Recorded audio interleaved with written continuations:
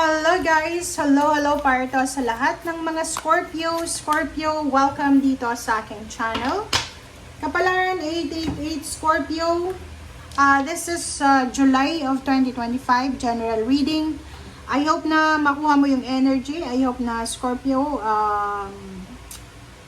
makaresonate ka. So you need to connect your intuition. So i-connect mo yung intuition mo sa lahat ng baraha na lumabas ngayon sa ating reading. Okay. Yung first card mo dito, this is a yes card. Scorpio, ano ba yung plano mo this July? Okay, or maybe this is your plan for the second half of 2025. So, it's a yes card. So, it's a yes. Okay? So, kung ano man yan na hinahanap mo, minamanifest mo, pinapangarap mo, ang sagot sa'yo ng universe is yes. Okay, congratulations. Tingnan natin.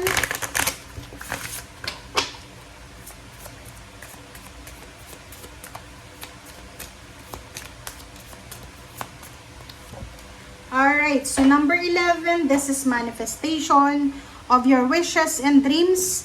So nakikita ko sir dito, marami kang mga pinagdaanan na hagupit sa buhay mo. Okay? Kasi itong number 11 na to ay nagsasabi sa'yo na may mga Scorpio na hindi naging madali ang buhay nila. Like childhood mo, pwedeng lumaki ka sa sobrang hirap ng buhay, broken family, or maybe yung pamilya mo sobrang gulo, sobrang hirap financially. O yun, meron ka sigurong mga experiences na physically battered ka ng kamag-anak mo or magulang o kano pa man.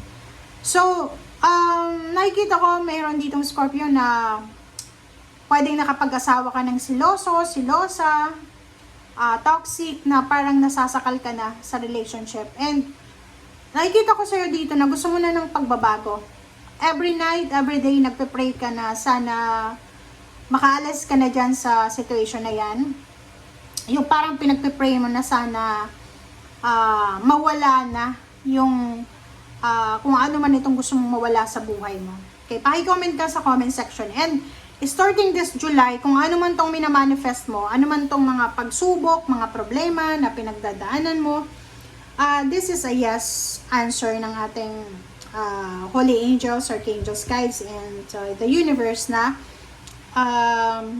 go lang ng go. Kasi parating na kung ano man ang positive result na para sa'yo.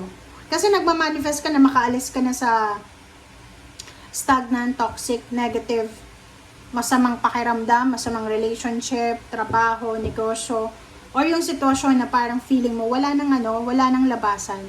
Doon sa mga Scorpio na married ka, talagang lalo kung nasa Pilipinas ka, feeling hopeless and helpless ka. Pero kung live-in partner pa lang kayo, kahit may anak ka na, you're still free, 'di ba? Or kahit nga may asawa, 'di ba? Free ka, still free ka pa rin eh. Kasi hindi ka naman yung pag-aari, and yung marriage contract na yan, marriage certificate, just a piece of paper yan eh.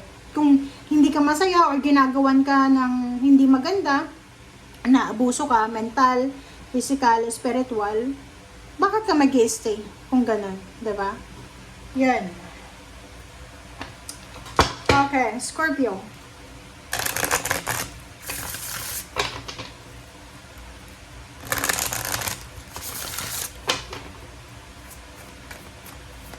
Tingnan natin yung money, career, financial reading mo for the month of July.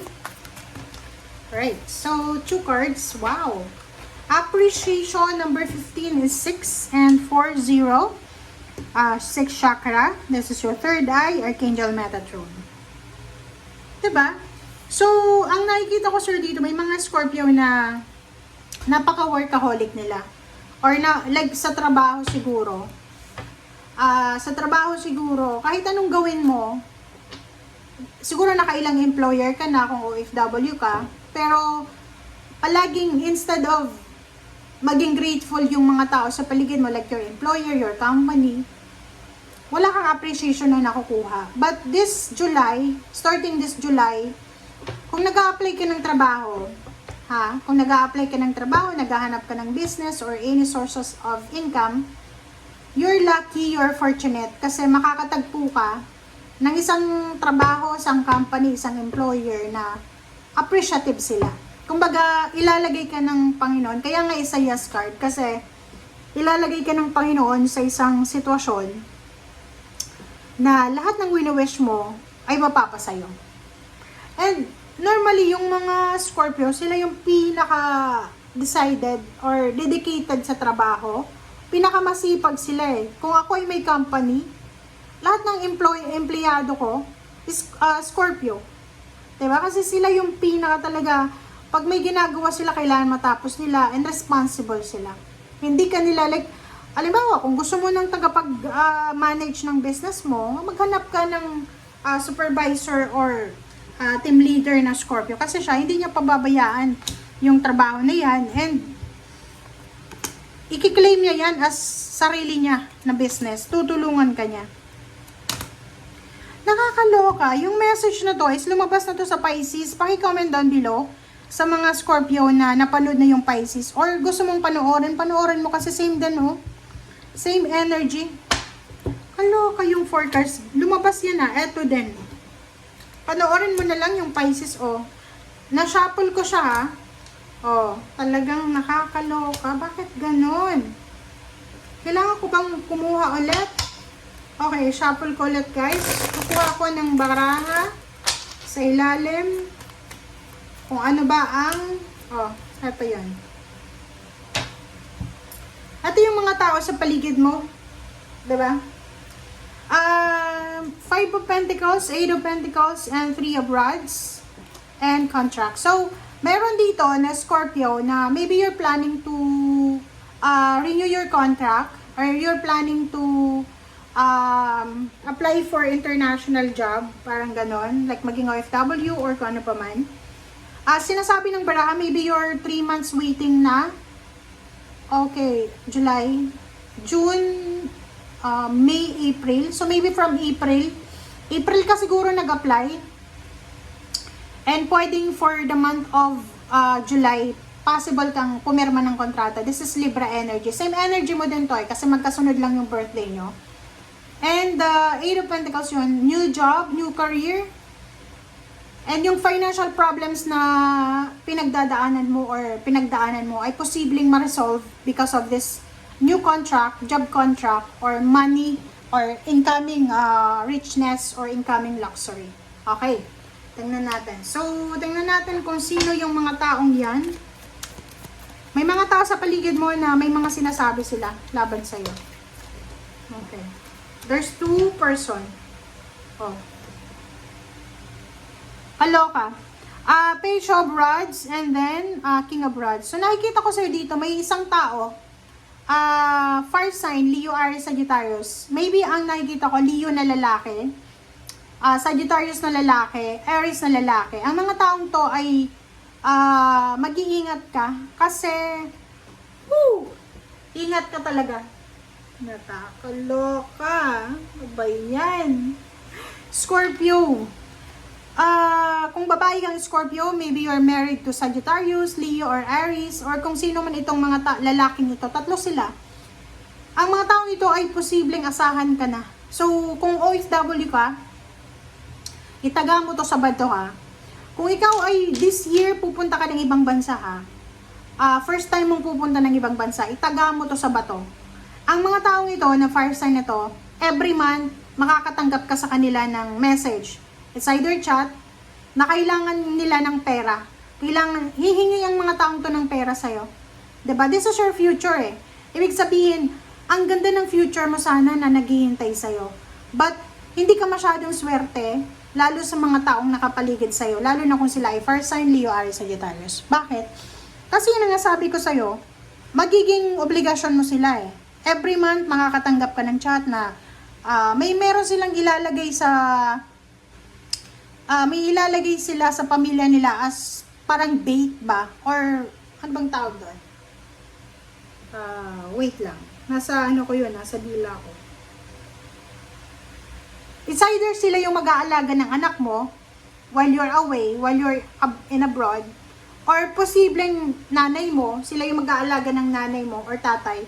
Basta, kailangan mong magpadala sa kanila ng pera for your family, for your anak. But ang problem is, sila yung nag-spend na to eh. So, hindi ka swerte sa taong yan. Okay, tingnan natin. Ano pa ba? Scorpio. Sino-sino ba yung mga taong to na masyadong... Okay. Wow! Congratulations sa'yo, Scorpio. Kasi unang-una, kung saan ka man papunta, ano man itong direksyon na tatahakin mo, sinasabi ng barahan na to na ito ay magdadala sa'yo ng Emperor. Ang Emperor is Aries energy siya. Pero, sinasabi ng barahan sa'yo dito na if you are in a relationship sa Aries, or Leo, or Sagittarius, huwag kang masyadong maniniwala sa kanila, lalo na kung you're living international, nasa abroad ka.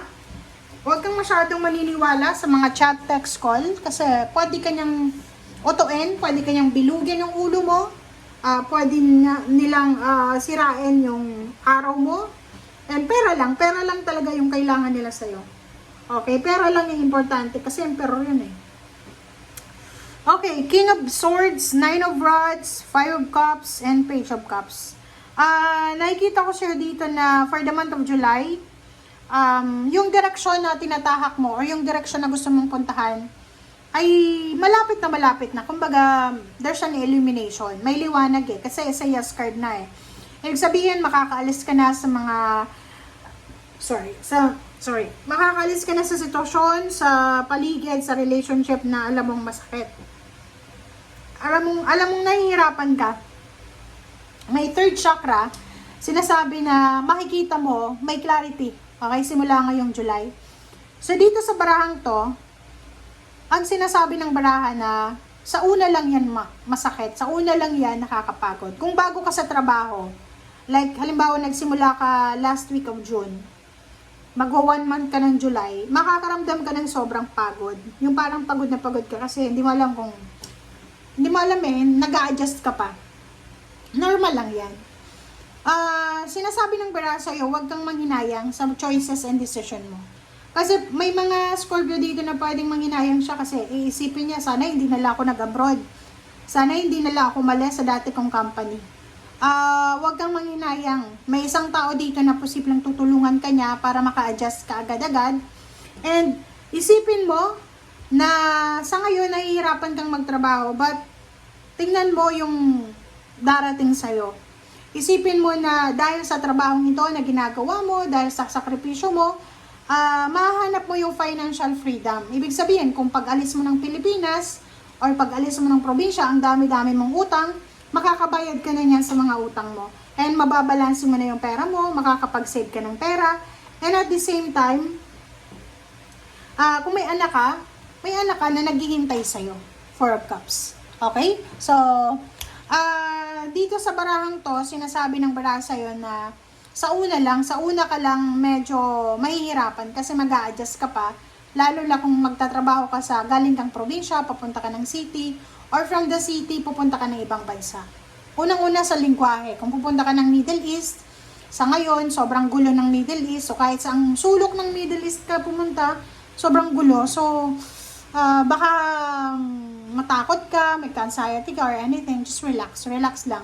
And yun na nga, yung chat call, di ba, yung messenger natin, as long as na you have internet, makipag-communicate ka sa parents mo, especially sa mother, or sa father mo, or sa siblings mo, kapatid. Scorpio, sila yung pinaka-importante sa buhay mo sa ngayon, okay? Instead na makipag-communicate ka dyan sa mga taong ang hinahanap lang sa'yo ay pera, dun ka sa mga tao na kung kumustahin ka, kung masaya ka ba dyan, ligtas ka ba, or anything. Okay? Thank you guys. Bye!